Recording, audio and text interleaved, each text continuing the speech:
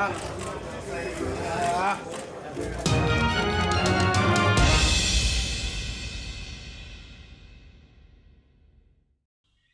a potential fight between Danny Jacobs and Julio Cesar Chavez Jr. is now in jeopardy because Chavez Jr. has refused to submit to Vada voluntary drug testing. So now the fight's in limbo. What up, Fight World? It's your boy Ego, and I'm back with some more boxing. Make sure you smash the like button. Also, subscribe to the channel for the latest and greatest in boxing. If you want to become part of the gang, notification gang, please hit the bell icon. Shout out to the Super Chats, channel donations, the Venmo donations, and the Patreon family. We working. Shout out. Y'all been going crazy with the donations, everything. Also, sign up for a UFC 244 pay-per-view. Purchase it through me. Link is in the description of all my videos. All you have to do is go to the ESPN Plus link in the description box. Any of my videos would have it. And sign up through me. It helps the channel. Now, the DAZN curse continues. Mike Coppinger, he reported along with others. And we'll jump right into it. Sources: Julio Cesar Chavez Jr. temporarily suspended by the Nevada State Athletic Commission after evading Vada collectors at his Studio City home last week. He declined drug testing and faces a hearing with the commission on November 20th. His fight with Danny Jacobs, which would be slated for December 20th in Las Vegas, now in jeopardy. You know, and people are laughing and, you know, commenting. Correction, the evasion took place at the Wildcard Boxing Club in Hollywood, not his home. So basically, Vada people came to the Wildcard gym where he's training and tried to collect samples, you know, upcoming fights, a random test, and he refused. So now he's not good. He's not cleared, and he has to have a hearing with the commission November 20th. Now, realistically speaking, I don't see how you can have a hearing on the 20th and supposed to fight on December 20th, or have a hearing on November 20th and supposed to fight exactly a month later. That just seems like DAZN will probably just end up having to move on and find someone else. Obviously, Chavez Jr., he looked like he was in shape. He's failed drug tests before.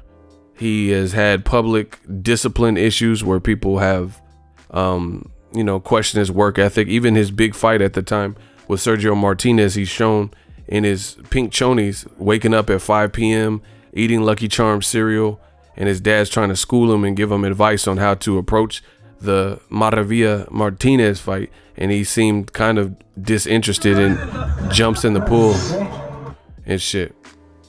You know, he's also failed a drug test in the past with a diuretic.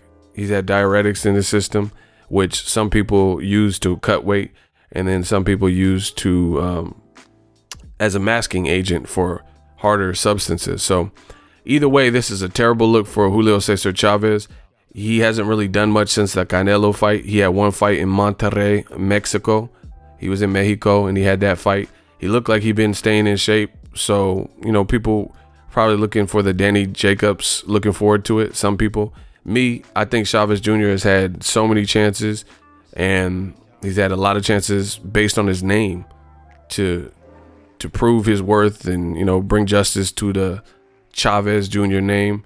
Him evading at the Wildcard gym a Vada test, that's not a good look. You know, obviously people are going to speculate, why would those people come to take blood and urine and you won't submit? You know, you can take it with it, you can sugarcoat it or whatever, take it for what you want.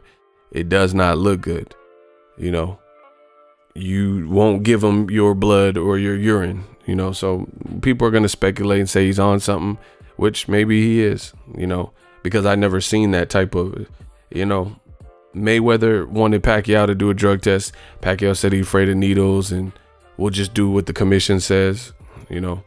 I don't know. You guys, if you could think of a reason why you have a looming fight with Danny Jacobs that was, to my knowledge, pretty much signed, sealed, and delivered and behind closed doors, was a thing that was already agreed upon, and they're coming to take your blood at your place of business where you work. See, this is pictures of him. He looking shit. He look big as fuck. You know, they're trying to come do their job. That's why it's called random blood and urine test. And then he just sends them packing and says, no, I'm not going to give you my blood. I'm not going to give you my urine. There's no other logical reason why that would make sense. Why you would forfeit your upcoming fight and potentially, have to go to court. Who wants to be in court and meet with committees and shit like that? So it might be over for Chavez Jr. He's going to have to get this cleared up. And at this point, it doesn't really matter if he explain, like, if he says, oh, because you can get, if you are doing something, and we'll say innocent until proven guilty, it looks fishy as hell, But the thing is this: you've already failed a drug test. You won't give them your blood. You look in shape, and you've had problems being in shape, and you sent them packing as opposed to, and you trained in Mexico where certain things are readily available. Is that him? If you go to places like Thailand and Mexico, you could get different shit. You can get like clenbuterol in pharmacies and shit, like in Thailand, and I'm sure it's like that in Mexico. It's just different regions and stuff. They don't have the FDA and shit like that. It's just a different way of life. You seen El Chapo's son, they tried to bring him in, and in Mexico they came strapped, and then they had to stand down and release the son. So it's a different region of the world, so different things are accessible, right? And it's a terrible look. And Danny Jacobs, I don't know who he's gonna fight. Maybe Gabe Rosado. And this is the thing, they said that Gabe Rosado was always on standby. It was always on standby in case Chavez couldn't make weight. And the crazy thing is this: Eddie Hearn, we got to talk about him because he's representing DAZN, Danny Jacobs, and this fight, right? And look at what it says from Michael Benson of TalkSport. Julio Cesar Chavez has reportedly been temporarily suspended by Nevada. And it's not even a report, it's true. After declining Vada test and faces a November 20th hearing. Eddie Hearn previously said they were looking to take his planned fight versus Danny Jacobs to Phoenix. So if Eddie Hearn is moving this fight out of Nevada, right? He's moving it out of Nevada and trying to move it to Phoenix to make this fight happen so he doesn't have to deal with the Nevada commission. Listen, that's going to be a terrible look. That's gonna, if he knows this looks funny, but now knowing what happened behind the scenes, because trust me, when the news breaks with the fighters and shit, or to the public, that doesn't mean they don't know. Like they could know. You hear stuff behind the scenes. That's my point. Damn, he looked crazy right here. He tripping. His hat says "Got Chavez." I'm so done right now. Anyway, his hat says "Got Chavez," and his eyes look all glossy, bro. He's really out here tripping, bro. Listen. All right, listen. Okay. The thing is this: if Eddie Hearn knows what happened or knows that Chavez failed a drug test and is probably not going to be permitted and has his hearing in Nevada, and he's trying to take it to another jurisdiction like Phoenix or wherever, Tucson, Arizona, to try to get around Nevada, then that's going to look fishy as hell, because you got Dillian White. We still ain't seen the B sample. Chavez won't even give up his A sample. That's crazy. We have Dillian White. It's been months since the news broke, since his fight with Oscar Rivas, and we still ain't received the B sample. Now Chavez refused to just do the whole drug test. He's just like, fuck y'all. So Chavez won't even give them an A sample. Chavez won't even give them an A sample. We don't have Dillian White's B sample.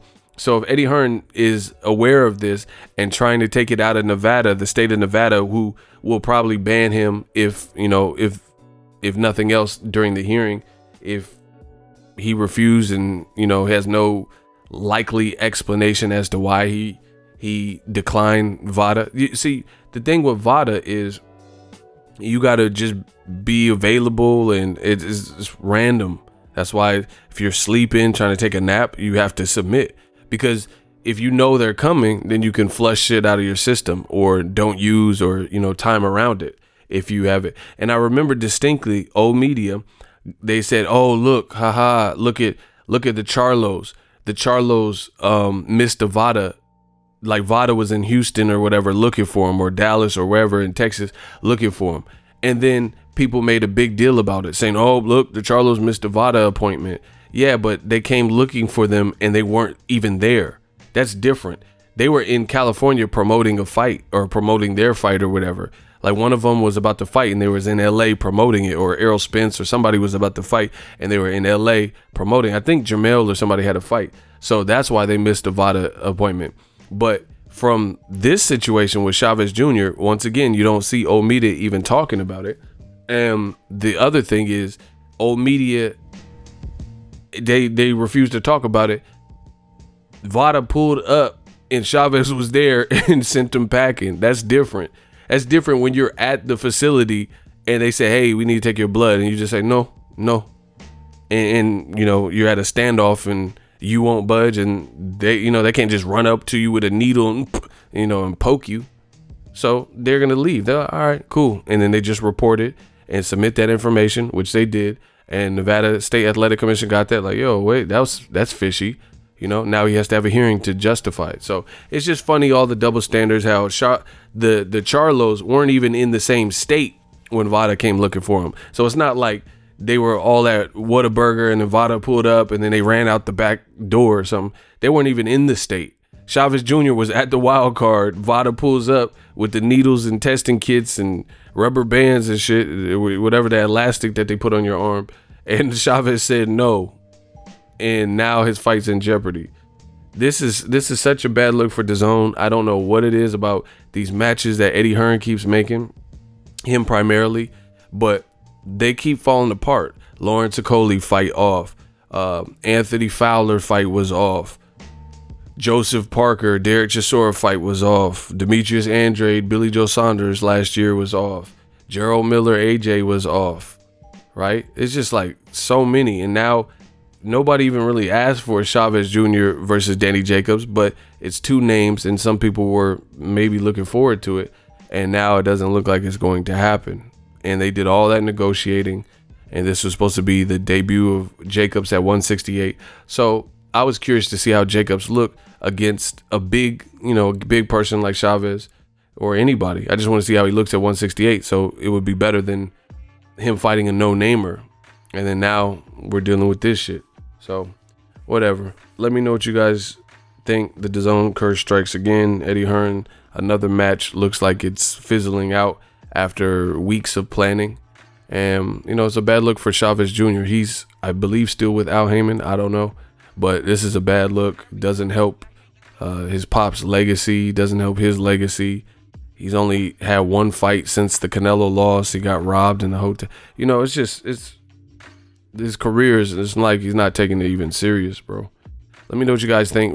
So if you enjoyed this video and want more content like this on the channel, you can show your appreciation by going to the PayPal donate button or the YouTube support button, and you can donate any amount that you feel is equivalent to the value of this video. Much more to come. Thank you guys for your support. Boxing Ego, the future of boxing.